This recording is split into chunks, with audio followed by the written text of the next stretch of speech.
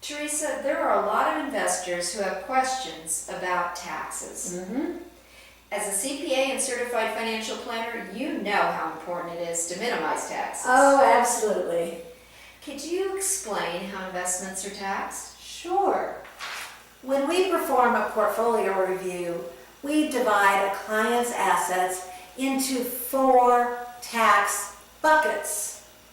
The first bucket is the taxable bucket. These are accounts where you pay tax on the investment earnings every year.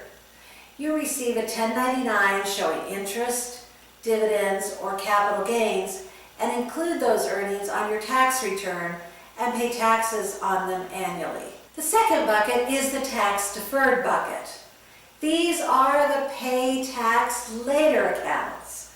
They include retirement accounts such as IRAs, 401ks, and other employer retirement plans. Also included in this bucket are deferred annuities.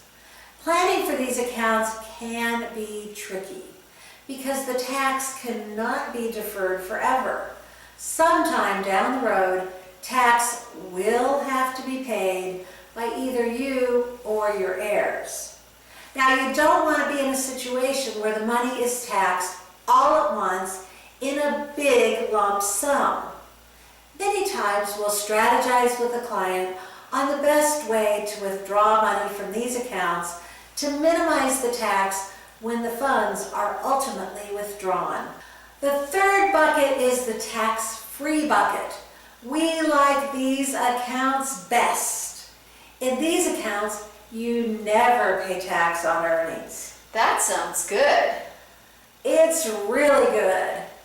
And the fourth is what we refer to as tax-free plus.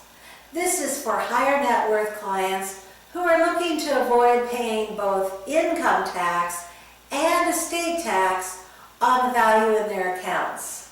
Generally, the more money that you have, the more you want to move to the right into the tax-free and tax-free plus buckets. And I know that you work with investors to help them move from taxable to tax-free squared accounts. Bonnie, one of my favorite things is to help people who would rather leave a legacy for their children and grandchildren instead of Uncle Sam. Give us a call and we can see if some of these tax planning strategies will work for your investments.